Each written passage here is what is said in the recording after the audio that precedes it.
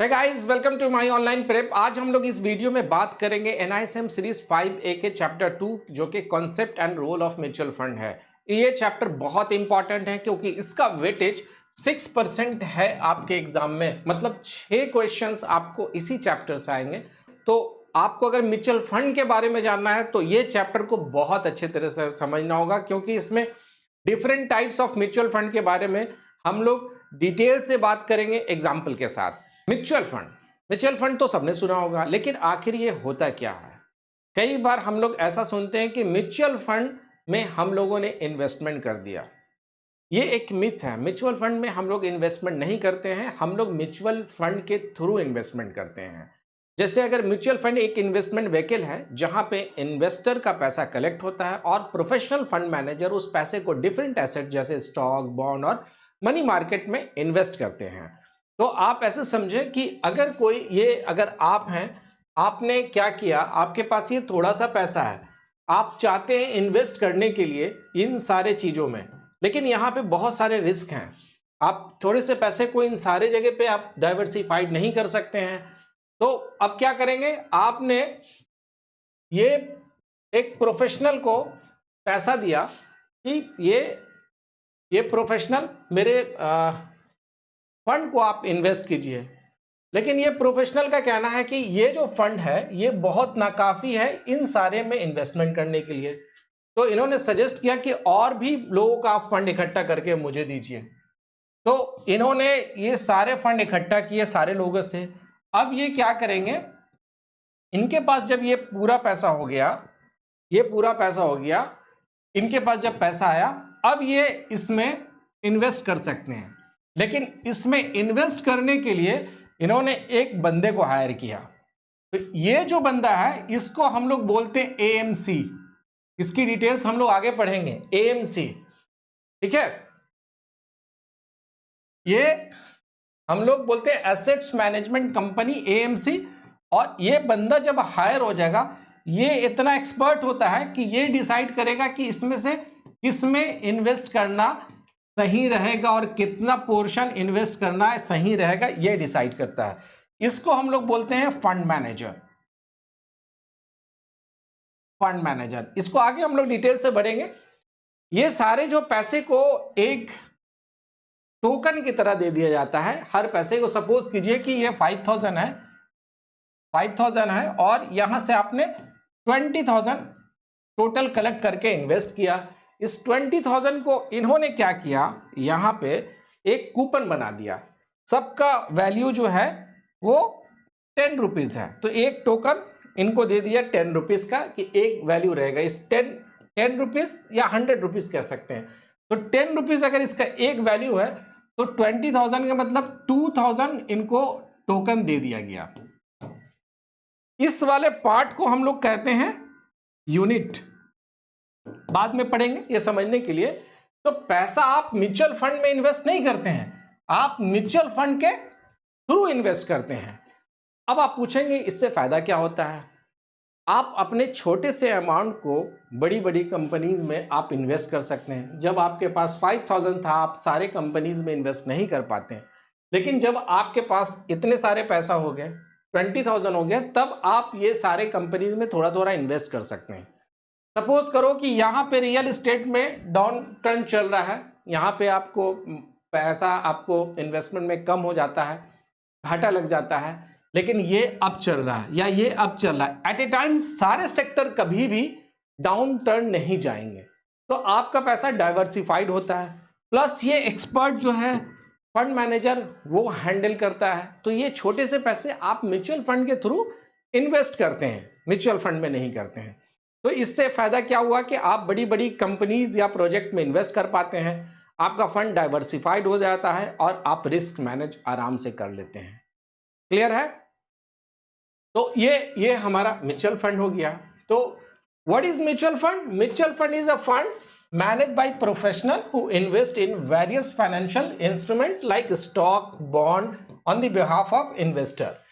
You invest through mutual fund, not directly. जैसा कि मैंने कहा कि आप म्यूचुअल फंड में इन्वेस्ट नहीं करते हैं, आप म्यूचुअल फंड के थ्रू इन्वेस्ट करते हैं। बेनिफिट क्या होता है म्यूचुअल फंड में इन्वेस्टमेंट का? इसकी बेनिफिट ये होती है कि आपको wide range of investment option मिल जाता है, प्रोफेशनल आपके फंड को मैनेज करते हैं। अब हम लोग समझेंगे कि रोल ऑफ म्यूचुअल फंड क्या होता है, आखिर म्यूचुअल फंड का रोल क्या है। देखिए, प्राइमरी रोल जो म्यूचुअल फंड का है वो हेल्प इन्वेस्टर अर्न इनकम और build wealth by investing in securities. सबसे पहले रोल जो म्यूचुअल फंड का होता है वो है इन्वेस्टर की मदद करना इनकम अर्न करने या उनके वेल्थ क्रिएट करने में।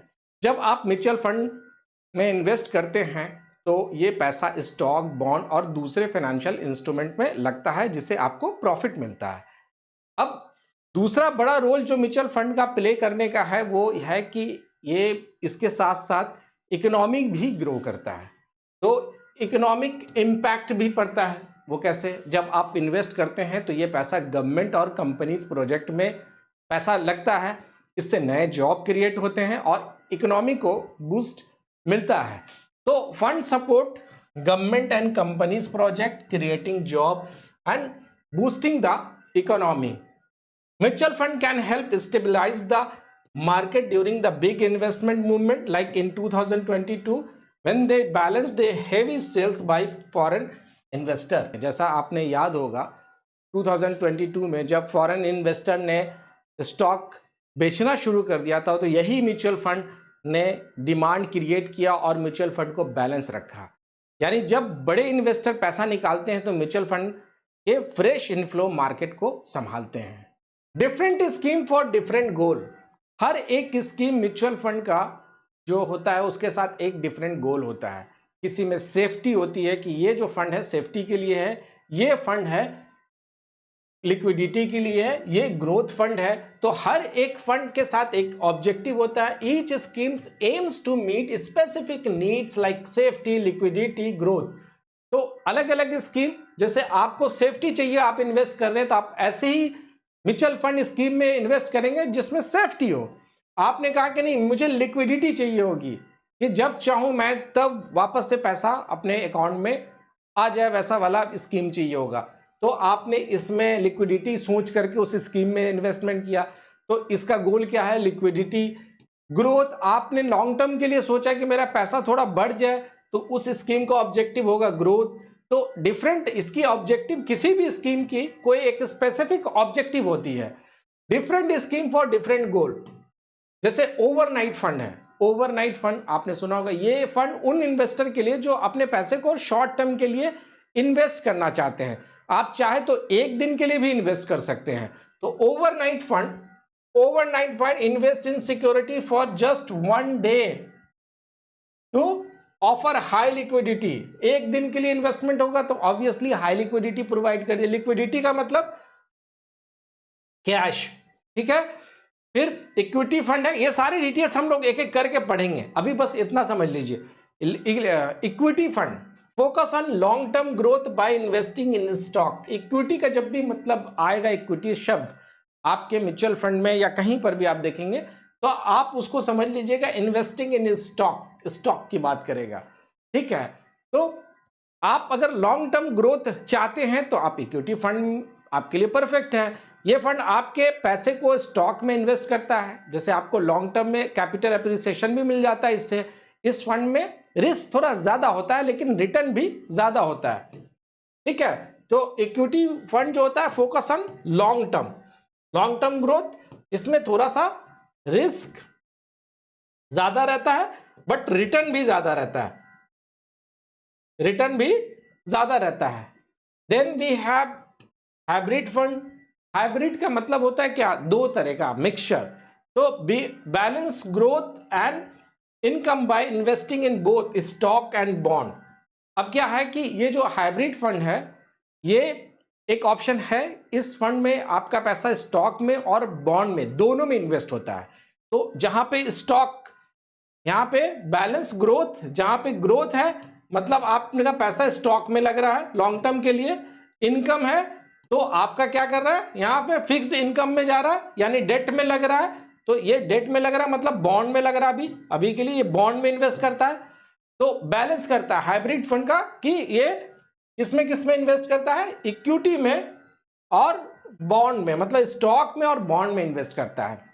Then we have long term long duration fund generate a steady income through investment in fixed income securities.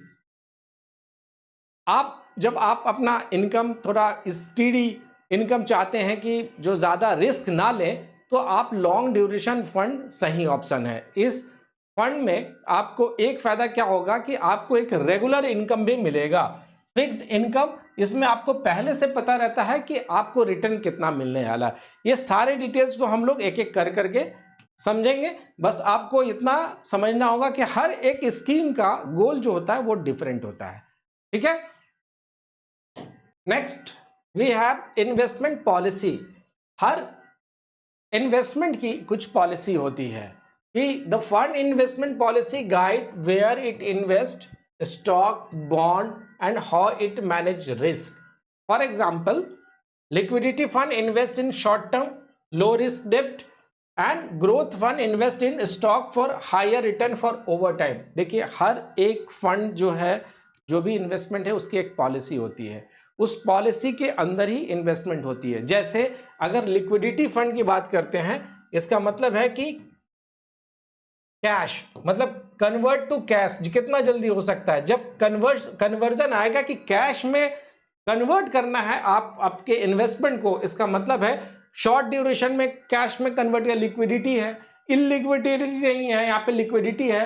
तो जब कभी भी अगर लिक्विडिटी फंड होगी तो वो शॉर्ट टर्म के लिए और लो रिस्क होगी, ये दोनों चीज होगी। लो रिस्क के लिए शॉर्ट टर्म। तो जैसे एक एग्जांपल है समझने के लिए कि क्या पॉलिसी है। अब जैसे अगर ग्रोथ फंड की बात करें तो ग्रोथ जब आपका कैपिटल अप्रिशिएट करता है वो एक टाइम लेता है। तो ग्रोथ फंड हमेशा स्टॉक में लगेगा, over the period of time आपका ग्रो करेगा। इसमें थोड़ा हायर रिटर्न मिलेगा, थोड़ा रिस्क भी रहता है लेकिन हायर रिटर्न मिलेगा ओवर द टाइम। तो ग्रोथ फंड ये हो गया। तो हर एक इन्वेस्टमेंट की अपनी अपनी एक पॉलिसी होती है कि किस फंड में हम लोग इन्वेस्टमेंट कर रहे हैं और उसकी पॉलिसी क्या है। Now let's understand what are the important terms in mutual fund. Mutual fund में बहुत सारे इंपॉर्टेंट टर्म्स हैं, लाइक यूनिट। यूनिट क्या होता है? जब आप पैसा इन्वेस्ट करते हैं तो ये सारे पैसे को एक पर्टिकुलर यूनिट में कन्वर्ट कर दिया जाता है और हर एक यूनिट का एक अपना शेयर का वैल्यू होता है। आप इसको ऐसे समझें कि ये आप हैं, आपने इन्वेस्टमेंट किया, इनके थ्रू आपने इनको पैसा दिया। ये एएमसी है, एसेट्स मैनेजमेंट कंपनी। एएमसी, आप इनको पैसा दिया, ये सारे लोग ने पैसा दिया। ये टोटल इन्वेस्टर का जो पैसा है, ये आपने पैसा दिया। एएमसी हायर करते हैं फंड मैनेजर को, इनका काम रहता है इन्वेस्ट करना। ठीक है, ये एक्सपर्ट होते हैं अपने फील्ड में। अब क्या होता है, ये सारे का ये जो टोटल पैसा है, इन टोटल को एक यूनिट दे दिया जाता है। एक यूनिट दे दिया जाता है। इनका हर एक दिन का प्राइस होता है, इसको हम लोग ऐसे समझते हैं। तो जितने पैसे आप देते हैं, मान लेते हैं कि आपने 5000 इन्वेस्ट किया इसमें, मान लेते हैं, और नैव जो है उस दिन का 20 रुपीज का है। तो टोटल आपको यूनिट कितना मिले? आपको टोटल मिले 5000 divided by 20।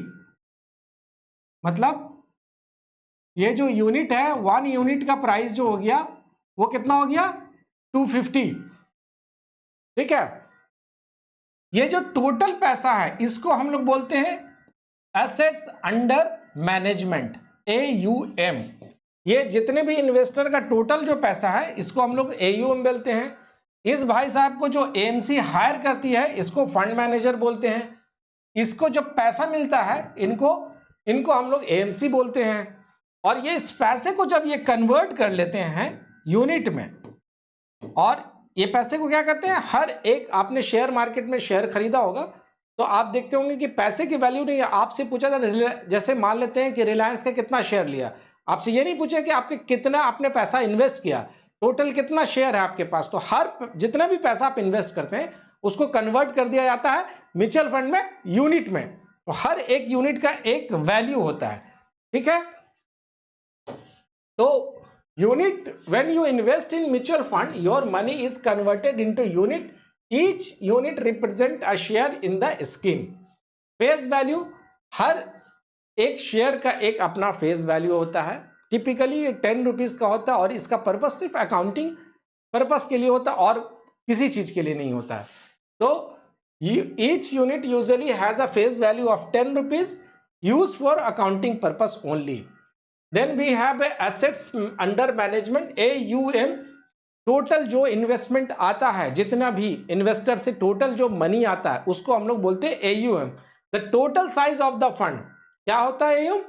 Total size of the fund calculated by multiplying the net assets value by the number of unit. तो जब कभी भी आपको एग्जाम में क्वेश्चन आएगा AUM is equal to NAV into unit, यह याद रखिएगा, ठीक है। AUM increases with new investment and decreases with withdrawal और पेमेंट। जैसा कि आपने यहां देखा कि ये अगर पैसा अपना इन्वेस्टमेंट से निकालने लगेंगे, ये वापस से निकालने लगेंगे तो ये क्या हो जाएगा, डिक्रीज करेगा। लेकिन और भी इन्वेस्टर इसमें जुड़ जाते हैं, तो ये इंक्रीज करेगा। ये बात ही यहाँ पे है कि जब इसमें इन्वेस्टमेंट न्यू इन्वेस्टर आते हैं तो ये इंक्रीज करता है क्या, AUM, और जब पैसा इसमें से विड्रॉल होता है, पेमेंट होता है, तो ये डिक्रीज करता है AUM, ठीक है। Mark to market, this is the process of valuing the investment in the fund at their current price done daily to calculate the NAV। Mark to market का मतलब यह होता है कि फंड के इन्वेस्टमेंट को उनके डेली करंट मार्केट प्राइस पे वैल्यू करना। जब कभी भी आप फंड इन्वेस्टमेंट करते हैं तो उसका जो वैल्यू है वो डेली कैलकुलेट होना चाहिए, डेली वैल्यू निकलना चाहिए। इसको ही हम लोग कहते हैं मार्क टू मार्केट। जो मार्केट का प्राइस है उसी मार्केट के प्राइस पे डेली का वैल्यू निकलना चाहिए। हर दिन मार्केट के हिसाब से NAV चेंज होता है। इसका ये जो NAV है ये डेली चेंज होता है, ये डेली चेंज हो जाता है। तो mark to market, this is the process of valuing the investment in the fund at their current price done daily to calculate. Then we have a recurring expenses. अब nothing comes free.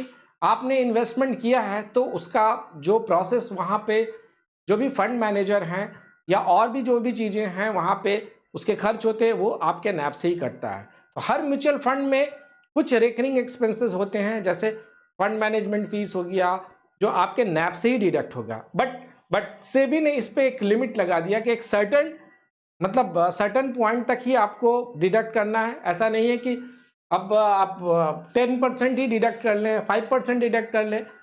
तो जैसे अगर मान लेते हैं आपके पास 1 लाख का NAV है, ठीक है, और 1% रेकरिंग है, तो आपके 1 लाख से 1000 डिडक्ट हो जाएगा, मतलब आपके पास टोटल 99,000 मिलेगा, ठीक है। तो इसको हम लोग कहते हैं recurring expenses, fees and cost deducted from the fund to pay for management and operation which reduce the NAV. SEBI has set limits on these expenses. Then we have net assets value, NAV. NAV हम लोग बार बार बात कर रहे हैं कि NAV होता क्या है। NAV assets value एक यूनिट की करंट प्राइस, जो यूनिट अभी आप लोगों ने बोला कि जितने आपके पास फंड आपने इन्वेस्ट किया उसके बदले में आपको एक यूनिट मिलता है, तो उस यूनिट की करंट प्राइस क्या है, तो उसको ही हम लोग NAV बोलते हैं। The current value of 1 unit is in the fund is called NAV. NAV goes up with the profit and down with losses in the investment. तो सपोज कीजिए कि NAV अभी 10 रुपीज है, ठीक है, और आप ऐसे समझो कि आपने 5,000 इन्वेस्ट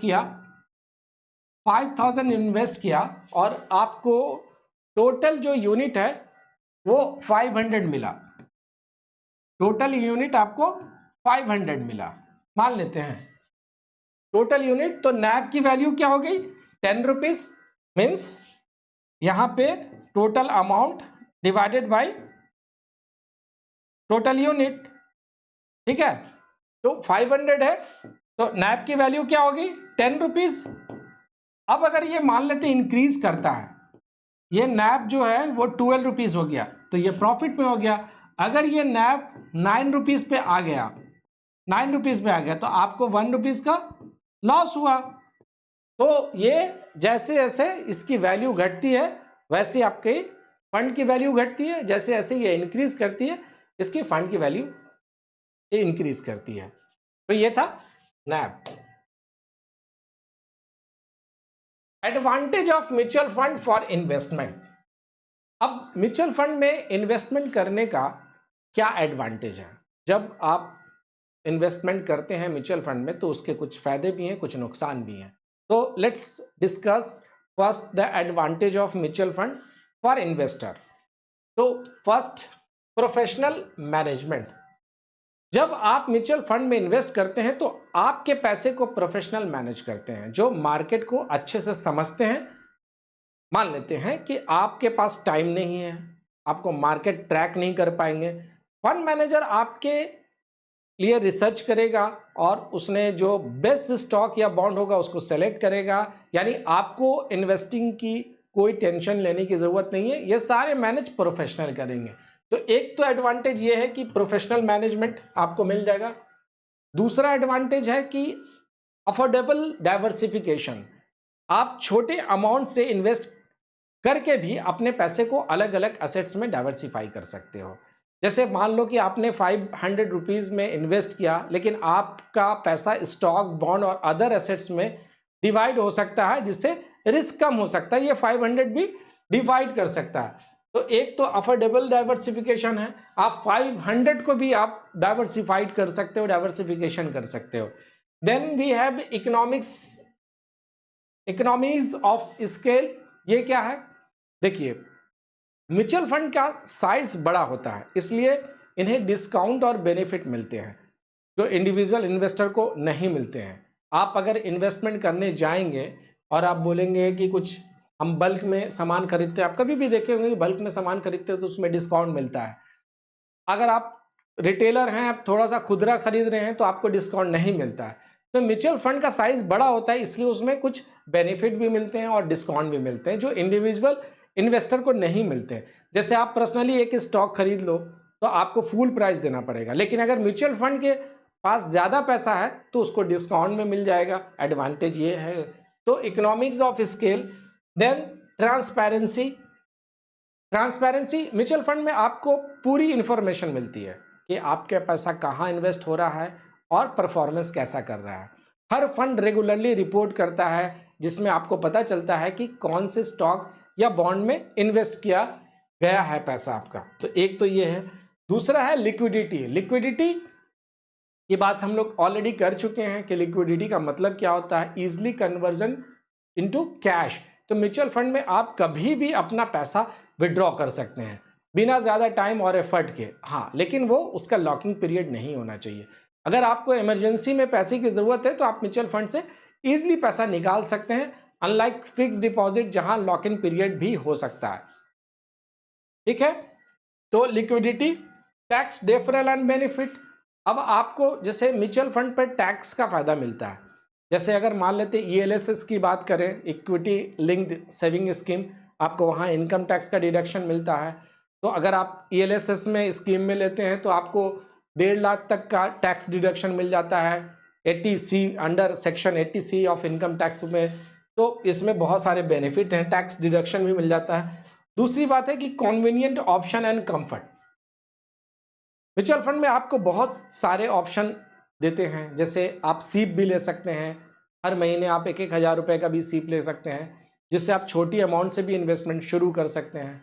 तो एक कन्वीनियंस है और कंफर्ट भी है। तो these are the advantage of mutual fund. Now let's come to limitation of mutual fund. हर एक चीज के फायदे हैं तो नुकसान भी है, तो इसमें भी है कि क्या नुकसान है। सबसे बड़ी बात जो है म्यूचुअल फंड में वो लैक ऑफ कस्टमाइजेशन है।